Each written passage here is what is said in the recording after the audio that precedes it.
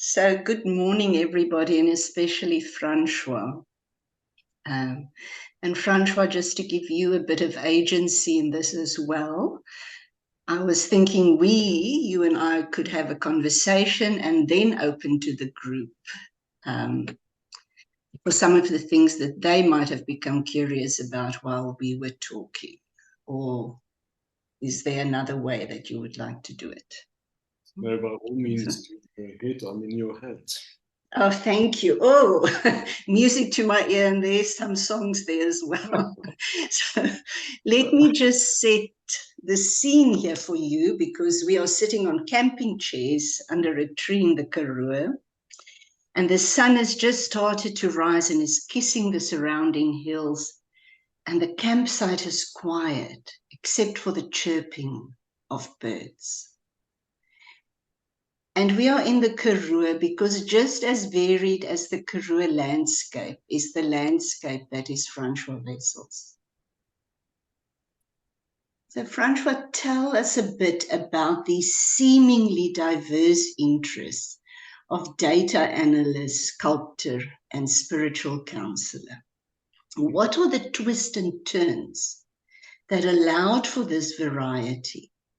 And how does each of them add to the richness of your life? Sharon, perhaps we can start a little before that. And you set the scene in the Karoo, and yes, I've got roots in the Karoo, and I'd perhaps just like to share that with you. That would be lovely. I was born in the northeastern Cape area, the Stormberg area. There's a small town called Molteno. You might have heard of Molteno because sometimes they report the minimum temperatures around there. And there's a place called Buffelsfontein just outside Molteno, which has recorded the lowest temperatures in South Africa. So Molteno is a cold place. People don't get divorced in winter. They stick together throughout winter there. And I was, for the first part of my life, we stayed on a farm there. My father worked for his dad, my grandfather, on the farm. And eventually, after 6 years, we moved to Craddock. And that is where my Karoo story started. Craddock was quite a historical place as well. And I think the reason for setting the scene geographically first is in terms of the diversity. There is the scenic cold of the Stormberg area, Molteno. Perhaps you've heard of a artist and writer called Johannes Meintjes. He came from Molteno. Craddock Olive Schreiner, Story of an African Fall. Guy Butler used to also be he was also in the literature and a professor at Rhodes University. A hot place, but in the Karoo there's a certain mystery. From there, my initial studies, my undergrad studies were done at the University of Port Elizabeth then. And that is a windy place. So once again, a difference, wind. So it's almost, I'm starting to get the sense of spiritual elements here. Wind, earth, cold as opposed to fire perhaps, but fire is required in the Martino area. Anyway, so, and I think diversity, variety of place, of time, has always been part of my life.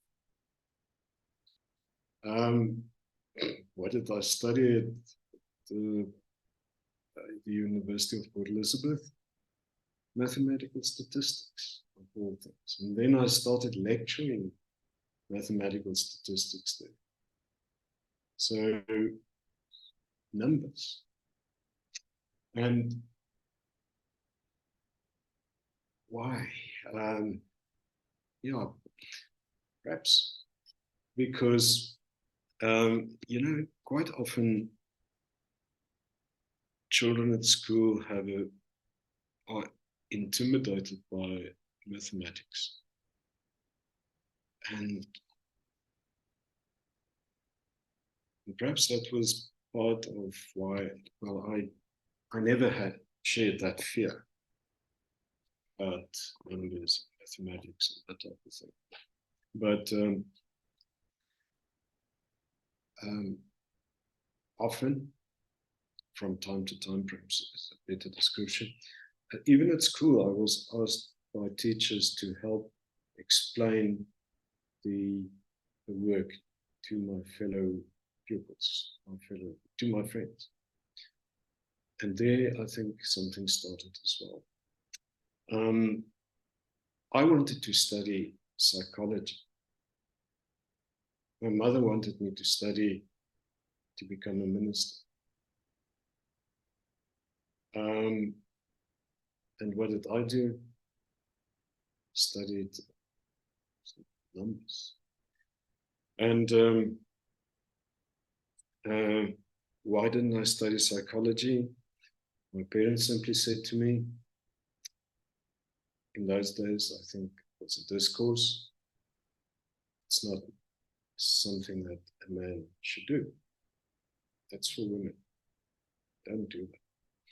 So, and yeah, eventually from there, I became after I left, after I left Port Elizabeth and the university, I became a consultant, not a consultant initially, but a statistician, working in the healthcare industry, pharmaceutical companies,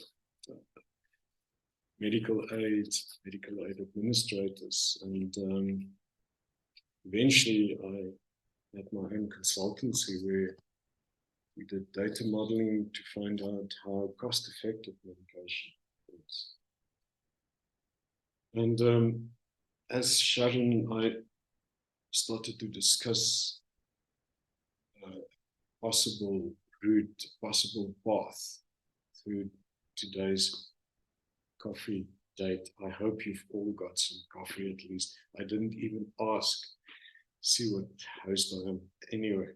But so eventually in 1989, I was accepted into a master's course at UNISA to study practical theology, and more specifically then narrative therapy, or it was a degree in pastoral theology,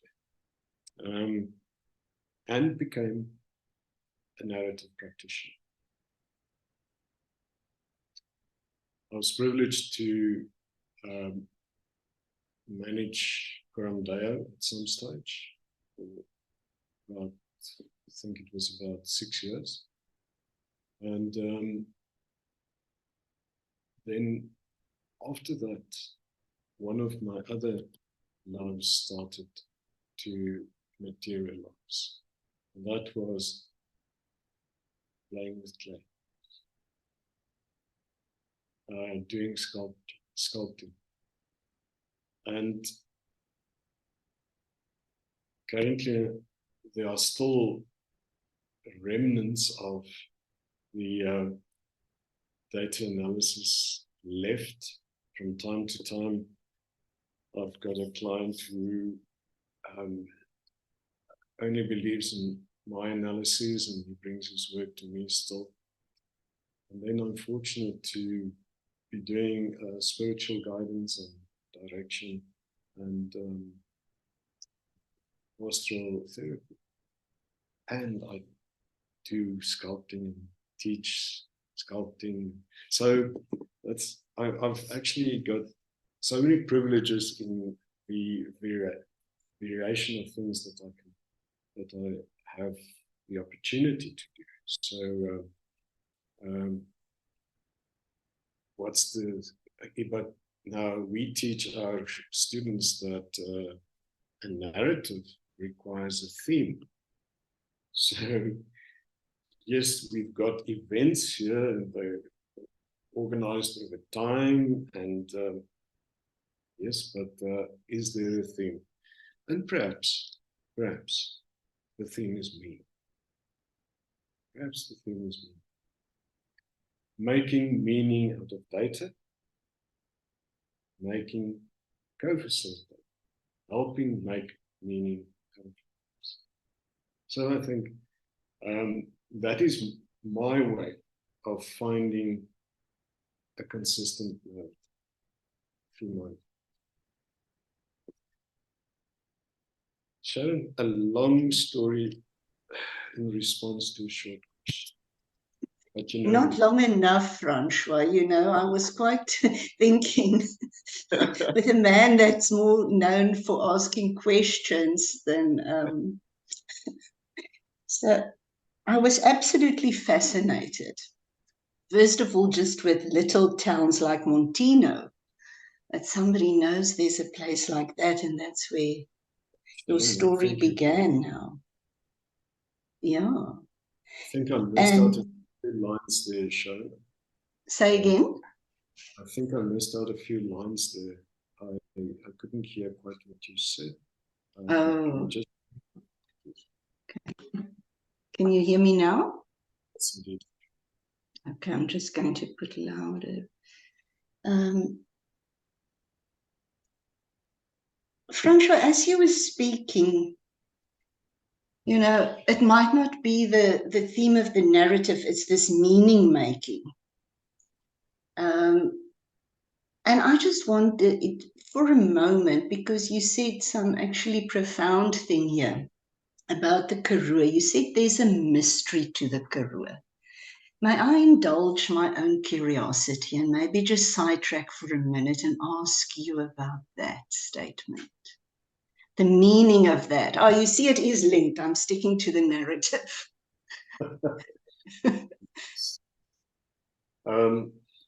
Mystery. The Karoo, I think, as with most other arid areas, do not offer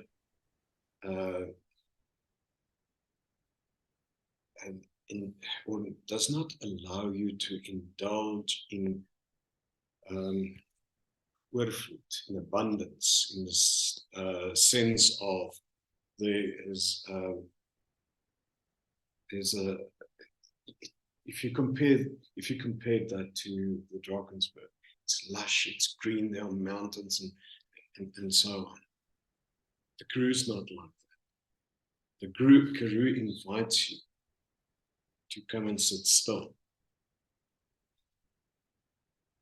to train your eye, train your senses, to become aware of the small self of being. And you discover that in a little grasshopper, which has a coloring almost to camouflage it to the extent that you don't see it at first. It's that, what's a sonbeers in English? It's the cicada. Yeah, it's that one. In the acacia trees, and the little pom-poms of those thorn trees in springtime, early summer, and the shimmering heat across the hills. And if you dare to slow down, that is what is required. If you dare to slow down, then you discover the mystery. It doesn't require words. You just sit there and have a textual, sensory experience of the Karoo, and just sit in. So that is what I think of when I associate the Karoo with mystery. And when we got there, when we, for the first few years at Craddock,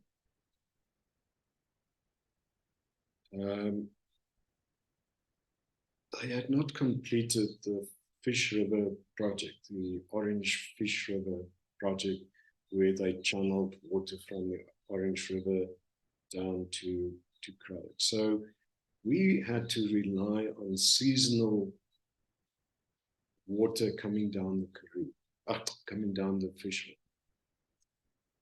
River. And I can remember one day, somehow we learned that there was excitement at upriver, and a lot of cars drove out there. And what happened was that there was a thunderstorm, and all of a sudden the river was in flood, and it actually washed away a car, and that was what all the excitement was about. So yes, there's something temperamental, something, the mystery has a certain unexpectedness about it.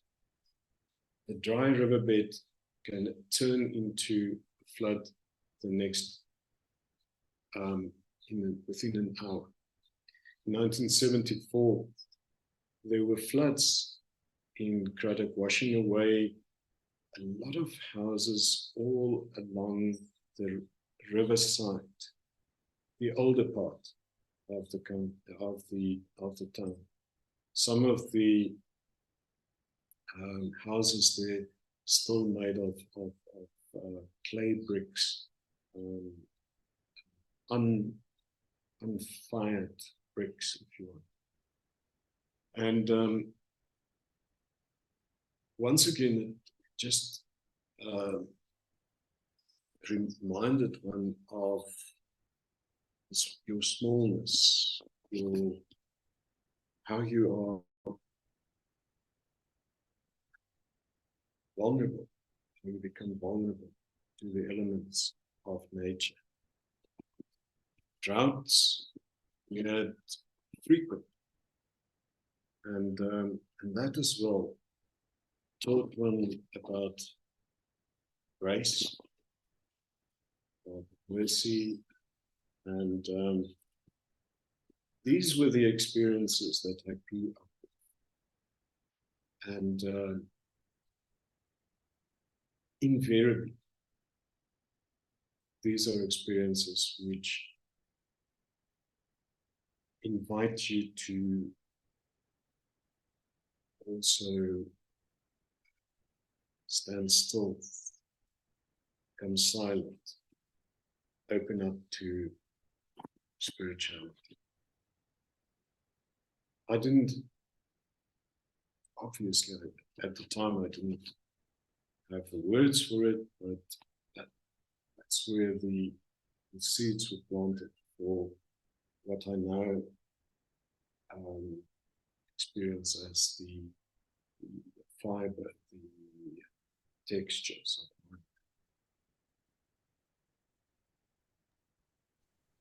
Thank you for that vivid, beautiful description of the Karoo as a mystery. It really took me to that place of stillness and abundance that is there if you can become quiet to look. Francois, I wanted to leave the deeper questions for later, but you and I go deep from the start. So I just want for a moment, you used the word grace. And I was wondering if you could just help me understand what that word means to you.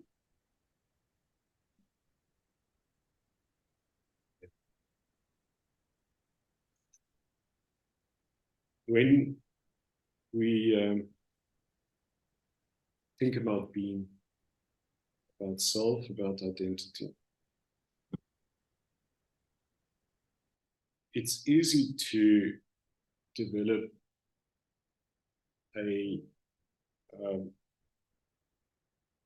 it's easy to develop a Lego land understanding of self, where you've got building blocks and they are brought together, you build them according to a preset idea, and you've got a pattern in mind. And also, if you, in a very linear fashion, there is the expectation of input and output, and Newtonian understanding of life, which does not really offer space for uncertainty, for war. And sometimes, and this is something which I experienced in a very sometimes disappointing way in doing sculpting. You start with an idea, similar to what you've experienced this morning with your walking the labyrinth. Start with an idea, and then you do everything that's right. And because of various factors, sculpture starts to crack. And that which you had in mind simply does not happen. And what then? Do you throw it away? Do you discard that? Or is there the possibility that that was what was meant to be? And for me, grace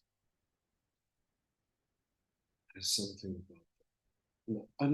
Something unexpected, something which is not planned, something which is not linear. And something which you become aware of when you train your eye, train your senses. There's so much of it all around. But sometimes we walk as if with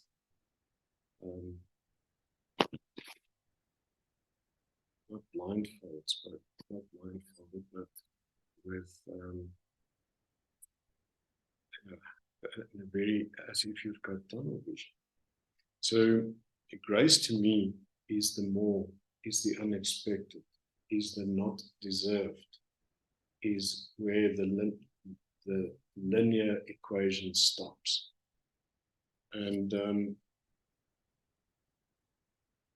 where have I experienced that? And so often with people,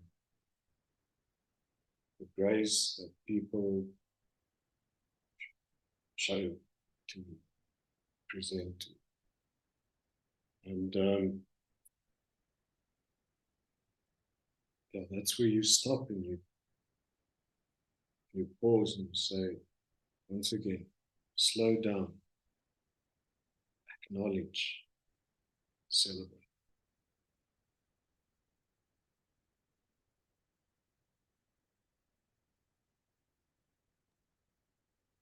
Thank you, Francois.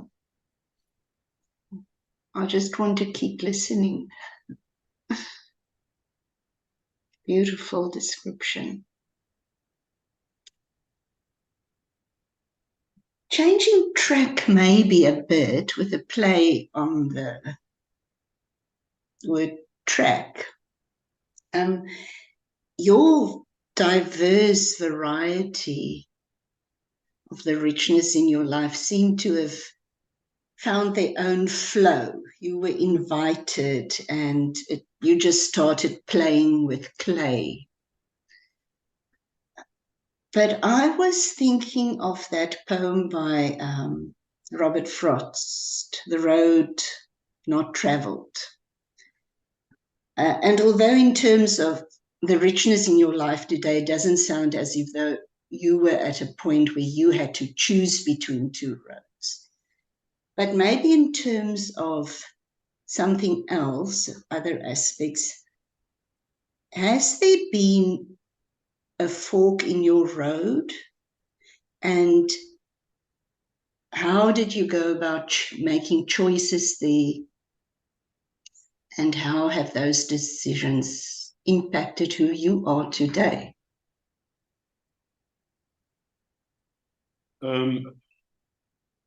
You know, you quoted Frost. These days I find myself quoting David White quite often. And in that all too familiar video where he talks about the third frontier, he quotes, he doesn't quote somebody, he says, we shape ourselves to fit this world, and by the world shaped again. Shape ourselves to fit this world, by the world shaped again. And I experienced that, and perhaps that's the fork that you're talking about. I grew up very much with the idea of, with a narrative looking like this. If you work hard, it's cool. You will excel. That will necessarily lead to happiness in the end. So that was the road that I chose. That was how I shaped myself to fit this world. So at school, I was very much the academic. I studied hard. At a very early age, the teacher suggested that I could be, I remember in those days there were 4 provinces. And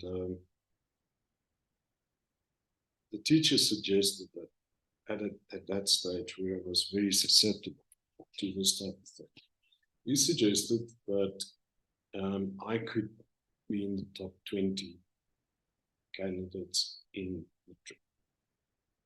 And it sounded great to me at the time. And I thought, well, let's work for that. And as with everything else, if an idea loses its context, if a concept becomes a rave thing unto itself, then the narrative starts to dictate rather than you having the agency of being author of that narrative. So where I found myself was that I was really just out to excel academically. And I got conditioned to it. I became study fit. In matric, fortunately, I've always had a love for running. So athletics has always been my sport until recently. And my day consisted of school,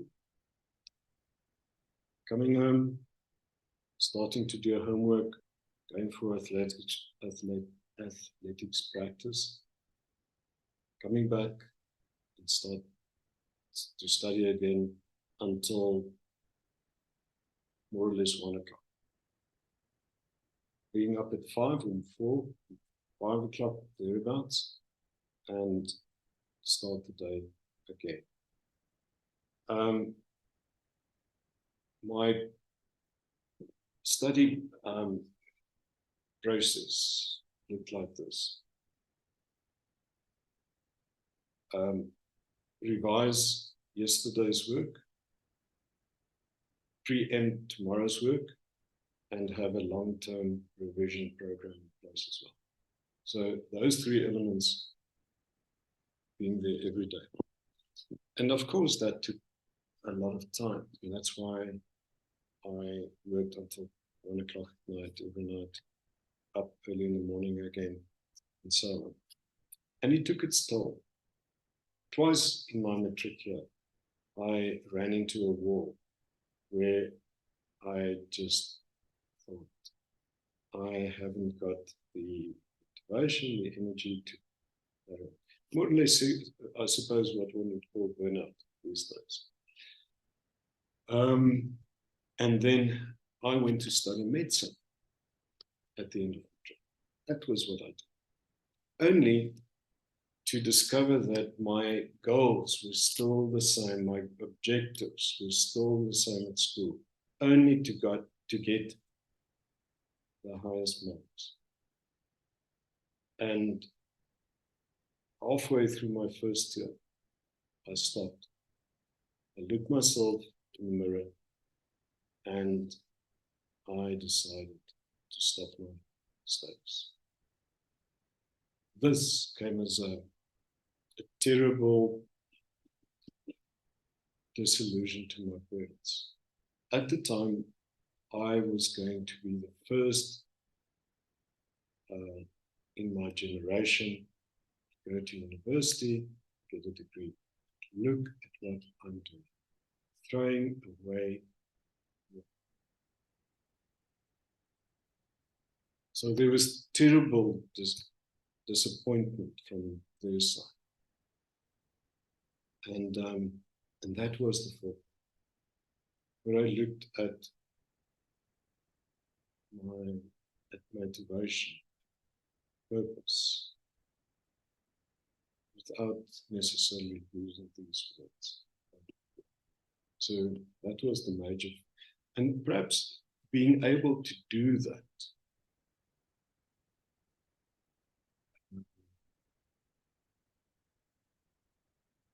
had me get the first experience of agency, of choice.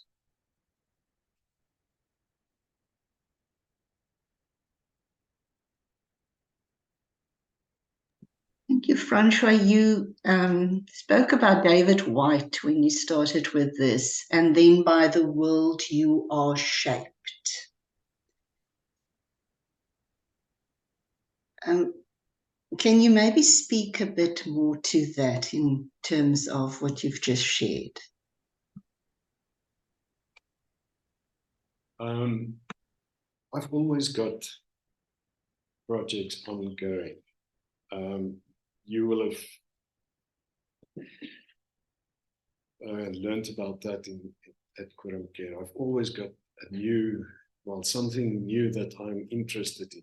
At some stage, there were talks about post-human theology, and so on. So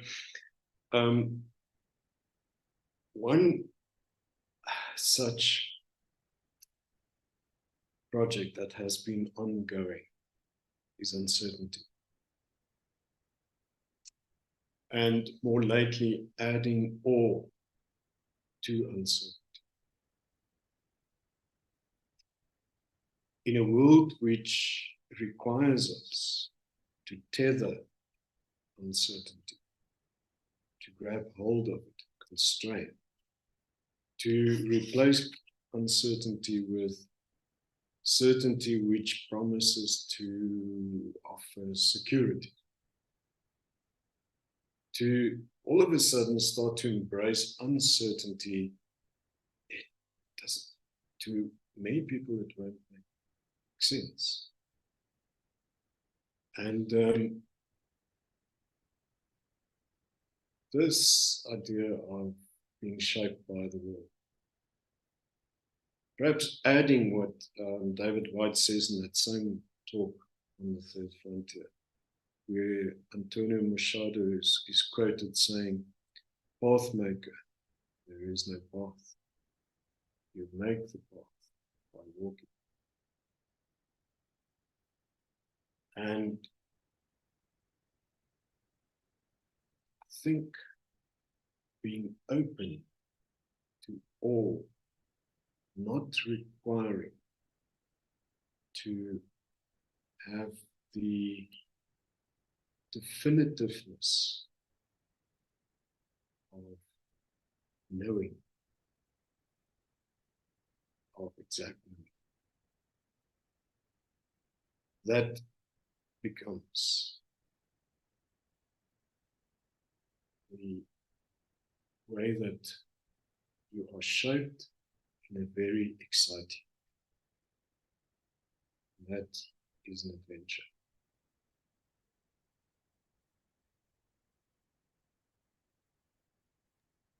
Thank you, Francois. I'm starting to feel a bit selfish here. So, in that I'm the one hogging the conversation. So, just in terms of time, I think we might open to the group. But is there anything you want to share before we go over to letting their questions in?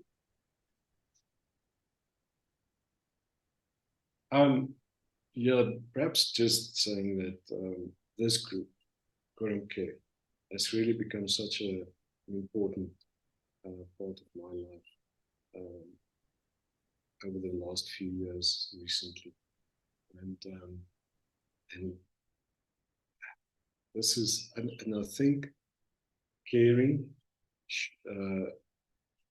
for each other is another element which is very different. And, you know my way of doing this, and that's the way of silence and story.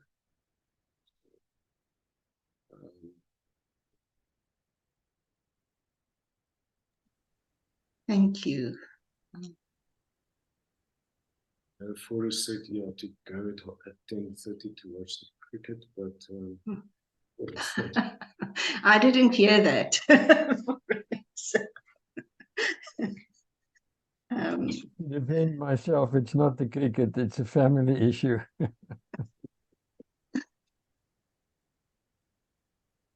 Anybody with a question? May I start, Sharon? Yes, thank you, Fora. Before I have to go. Okay. François, you said, and I hope I heard you correctly, that you actually choose 3 ways to express yourself. It is through numbers, through words, and through images. And now I'm curious, as a sculptor, how would you sculpt 2 words? The one is grace, you spoke about, and the other one was uncertainty. How would those sculptures look like? In sculpting, there are 2 possible ways of creating an image, creating a sculpture, you can go about it in a positive way, and that is by adding clay, building.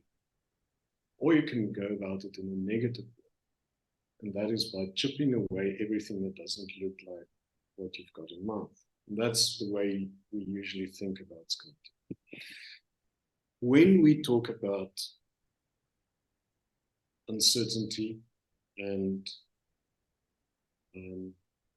what was the other one again for it? Uncertainty. Grace. Sorry, say that again. Grace. Grace. Yeah. Yeah. Now,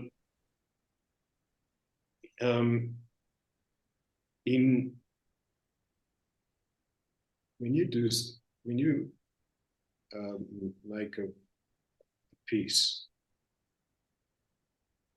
there could be an interplay between positive space and negative space.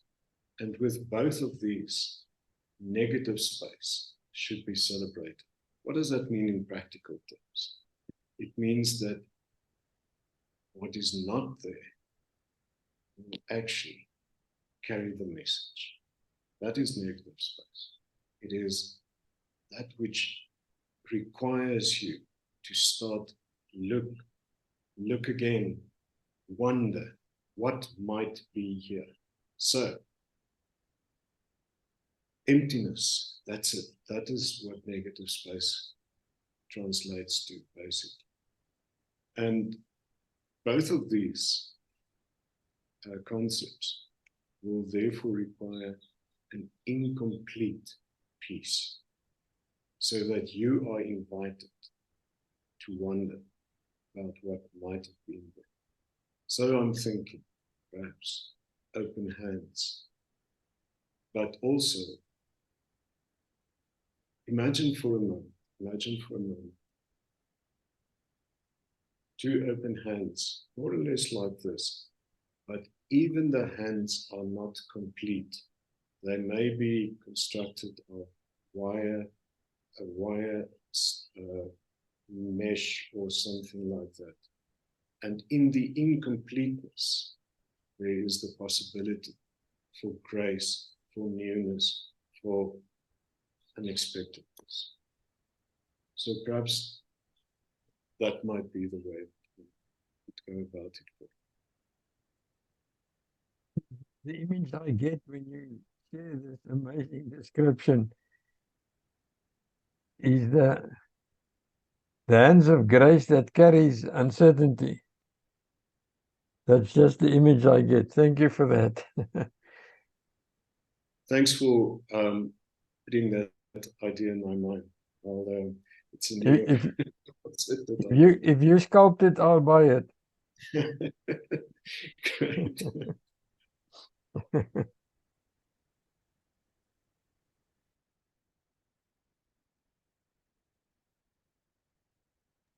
Can I say something? Yes, Alma, go ahead. I am competing a bit with the lawnmowers. I'll just stop if the noise becomes too bad. Okay, wait, I'll ask my question a bit later. You've made us curious. Okay. We don't hear. Please tell me if you can't hear. Francois, I was touched by, as well as by what you said to embrace uncertainty. I think the older we become, the more comfortable we are with uncertainty.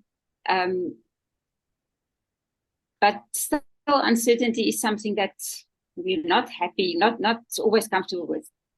And I just wondered if that embracing uncertainty couldn't perhaps be a discussion point for 2024. But if you could embroider a little bit on that now, I would be happy to hear.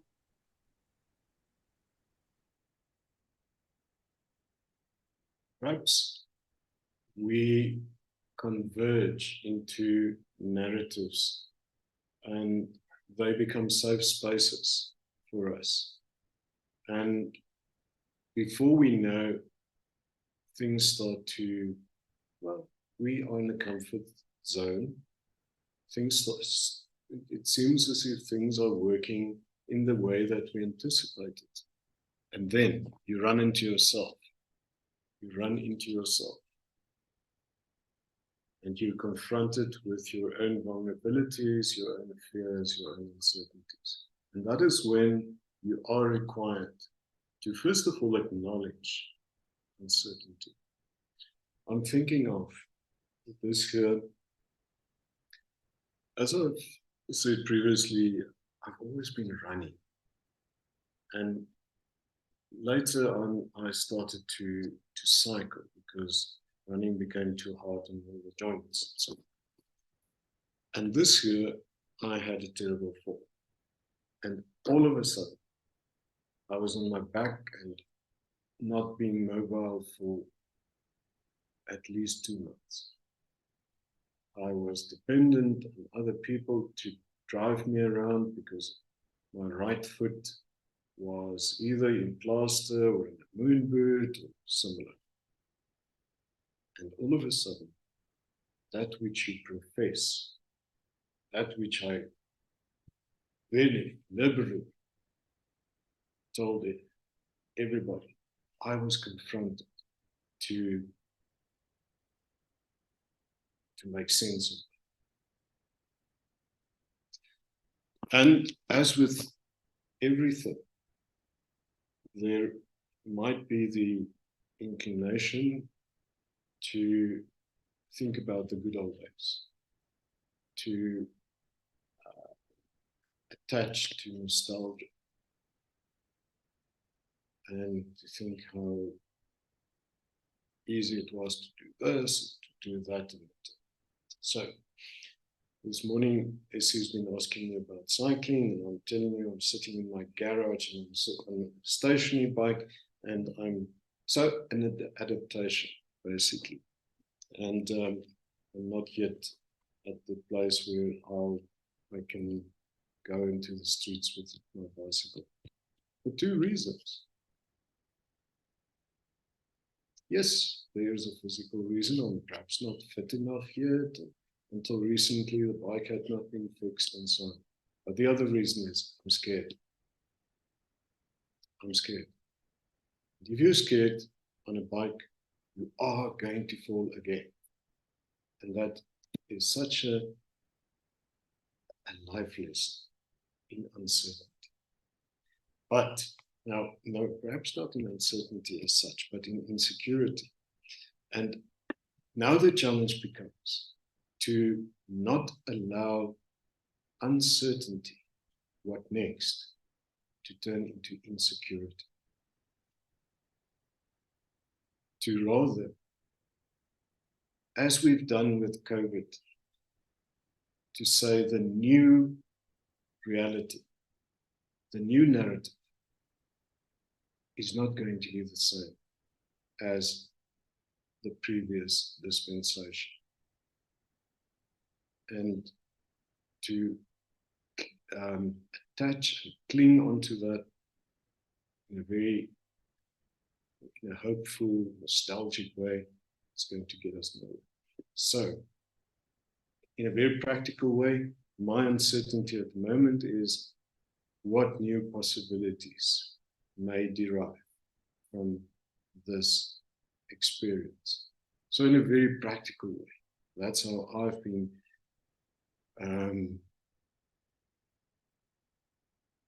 confronted with my own uncertainties very recently. And there were some side effects. I told you last week that as a result of the fall, I've at the moment got a back which is not. I've got chronic backache, lower back that's not making early morning movement that easy. And once again, what to do to be confronted with vulnerability in uncertainty, and then to realize that the relationship, as we do it with our therapies as well, that the relationship to the problem, that is what it's all about. And that is where you can find the space to embrace uncertainty and take uncertainty into possibility.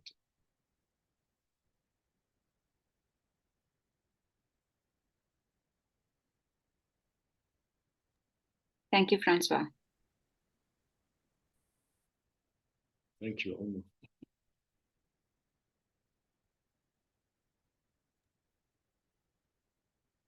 Essie? Francois, what you say now make me remember something that Professor Degenaar said when he was growing old.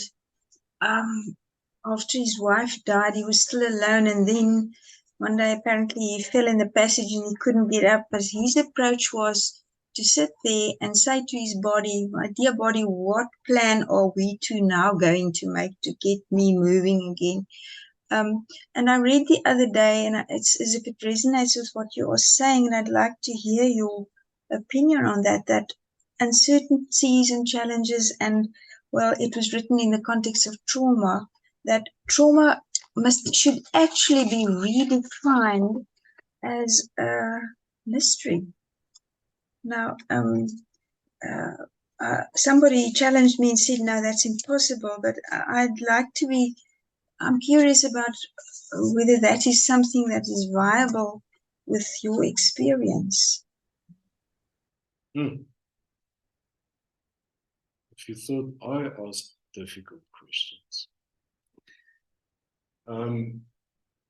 Trauma is mystery. Okay, once again, what is mystery, and what I'd just like to use in that context is to just have us for a moment listen to what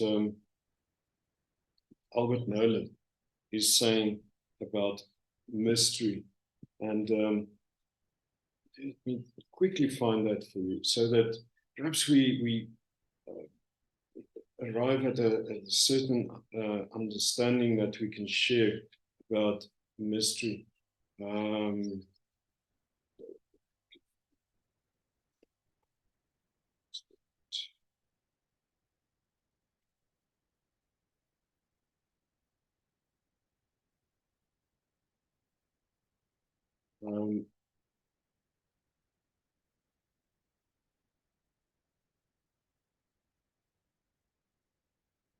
He talks about mystery in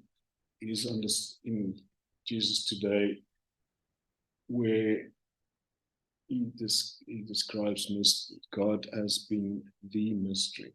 But he says mystery is by definition unknown and unknowable. And if we were to bring that into the context of trauma, perhaps trauma, and sometimes I know Mate suggests that trauma is that which is overwhelming. Now, once again, I think we prepare ourselves, shape ourselves once again. We prepare ourselves for eventualities and sort of try and put on an impenetrable harness of being prepared for. So we will put certain things in place, only to realize that when that traumatic thing happens, perhaps your harness, harness is not the word, perhaps the armor that you've put on is outdated, and that is where the mystery starts. And now, once again, and I can only give you an idea about my own experience of trauma. In 2012, Essie helped us when we had an armed robbery at home. Essie worked with our kids for a while, Essie and Ricky. And somehow I was not affected that emotionally by that incident. And I've thought about it afterwards and realized that perhaps because I am not attached to control and the apparent certainty that control might offer, because that's not a strong discourse of mine, that may have helped me get through that situation, which was potentially so traumatic, where there was physical assault and that type of thing. No, yeah, to a certain extent. And perhaps that's where the mystery lies. That if you are prepared to abandon control as your default life measure, life approach, and you are prepared to embrace uncertainty, perhaps then only can trauma become mystery. And can mystery translate into possibility? Yes. What you say resonates with what Benner says about suffering, that we keep on asking questions to suffering, but that we should actually do the reverse and allow suffering to ask us the question, why not? And why not me? And why not this? So I hear what you say, a friend the other day said, in a way on this earth, we are living from miracle to miracle. So we are in a mysterious place.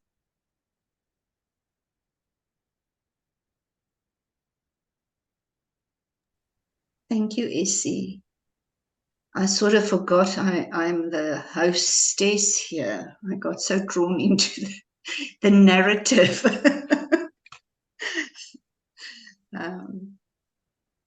Anybody else? Francois, I want to ask you if little Francois, 7, 8 years old, can ask you a question, what would it be? Why were you so slow at realizing these things?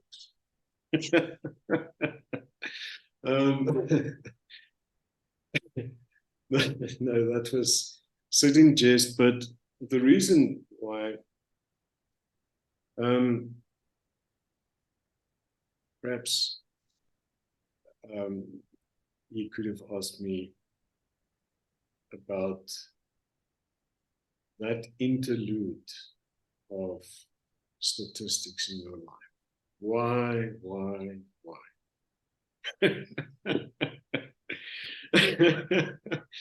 I don't know whether that would be a good question, but that would certainly be a question that little Francois would be asking his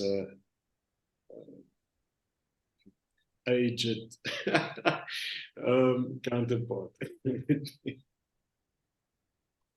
Very And how would you answer that question? Yeah. You shape this world. You shape yourself to show you to fit this world, but by the world are shaped again. And that's not something which you quite easily accept, that you are going to be shaped in an unexpected way, and that perhaps the road is not straight and well marked to where you are going to be. And okay, one might try and, as we always do, look, we are meaning cravers. We've got this craving for meaning, so we want to make meaning out of everything. And perhaps sometimes to be satisfied that there's not necessarily a lesson in this. It was just what it was. Perhaps it was good at the time.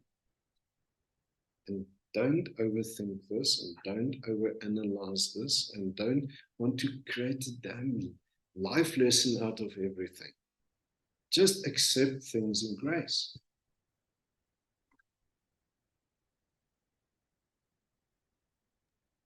Thank you, Francois. If you could say something to that matric boy,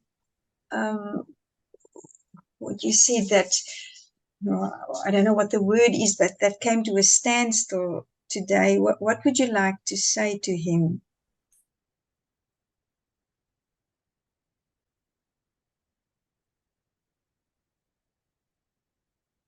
It is not about achievement.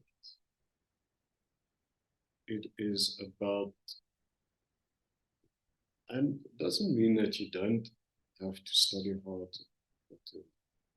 but what I realized in the year after that was, what is the quality that you derive from this, and not necessarily the quantity.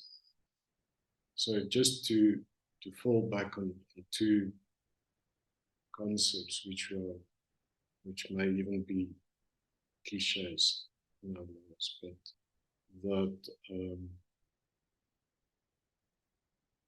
once again, slow down, stop for a while, think about, allow the meaning and the context to introduce themselves to you.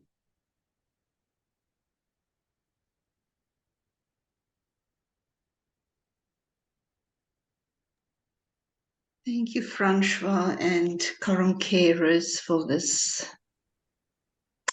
very special morning with beautiful conversation. I see Fora is unmuted. I thought you're watching cricket, Fora. But you are welcome to still ask something. There's a short few minutes left. My son solved our problem, so I needn't go early. Oh. But my comment was, my grandfather always said, go for the given. And I still remember that. Don't let other things sidetrack you. Just go for what's there. Just go for the given. Thank you, Francois. I really appreciate it this morning. And Sharon, you did it in a brilliant way. Thank you. I see Eric's hand is there. Ah, Eric. Thank you, Eric.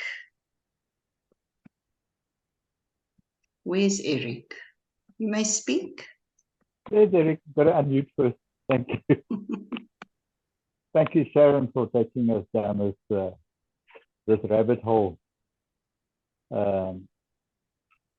Francois, I went to school in Adelaide, and yeah, I think when you speak of the cold and the heat, and which is not too far from Craddock, and I think of a place like what was that agricultural school there that we used to play rugby against, Marlow Boys High or something like that. And so, any case, you spoke of the vastness and the mystery of the Karoo. I'm still stuck there because I've got these wide open skies, the big skies that I'm trying to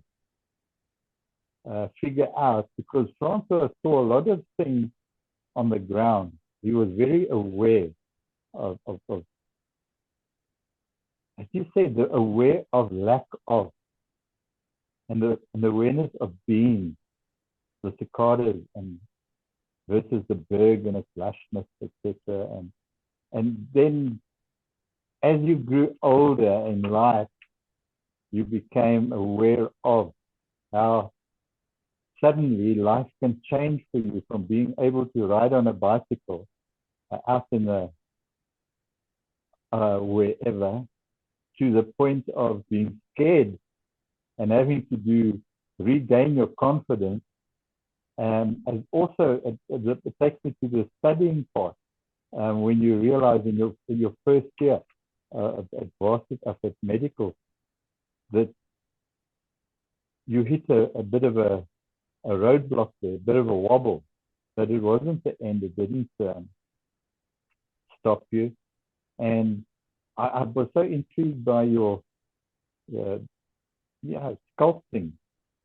And I think the analytical side of you on the sculpting and mathematical statistics, it's all dimension related as well, and the bodies and everything that you sculpture. So it's either about adding clay or chipping away and etc. My question, Francois, what would the sculpture of, if you had a sculpture, Francois, what did your Francois look like? What would that sculpture look like? This is not original. But here, very close to where I live, about 1.3 kilometers from here, there's a statue. I suppose it's a sculpture, but it's the size of a statue, more or less, by Angus Taylor in front of the club shopping center, actually across the street of the surgical center there. And it's a man, a very tall man. I'm not quite sure how tall he is, but he is about, I think about, he must be close on 12 meters tall, this statue. But I really enjoy that piece. And if I could see myself as a sculptor, it would be similar to that. That piece consists of different layers of stone, all brought in from different areas. So you would find stone with sort of a reddish hue, and then there would be granite, and there would be this and that, all making up this statue. And it's leaning forward slightly if you looked at it from the side. Now, when we had the Rugby World Cup, they dressed him in a huge rugby jersey. So there he was. And eventually he had a golden medal around his neck as well. But anyway, and that would be my sculptural take on Francois. Taking stones from wherever I had the privilege of walking the path. From the Stormberg, the Karoo, the Eysterklip that you find in the Karoo. The Drakensberg, where it's been a hard place of ours for a number of years, and bringing all of that together in a layered piece, leaning forward into life. And as I've said, unfortunately, there's nothing original about that. That is Angus's piece, but I can relate to that. Thank you, Francois. So I just want to, in closing, I want to say that my takeaway from today is that you made I don't know if we spoke about the uncertainty and being a topic Alma mentioned maybe for 2024, but we spoke about the comfort zone, what that would be. The uncertainty is going from the comfort zone and then running into yourself. So that's what my take is from today. That Francois, thank you that you were so prepared, so open. You embraced running into the self, which didn't come easy. It took years. And I as a carer, and when you do counseling, I think we experience that quite often with the people that we are working with. They are surprised and to the point of traumatized by what has happened to them. But thank you very much, Francois and Sharon and everybody else for the conversation today. Much appreciated. Thank you, Eric. Thank you, everybody. And I love how the last sculpture with taking the little stones bring us back to the variety, the earth, and then this notion of leaning forward into life. Thank you, Francois. I'm taking you out of your being interviewed role, and then Just in closing, thank you for this space of grace. We were talking about grace today. Thank you for inviting me into this space of grace once again this morning. Sharon, thank you. As you said, we've come a long way, and thank you for the way in which you hosted this. So much appreciation for that.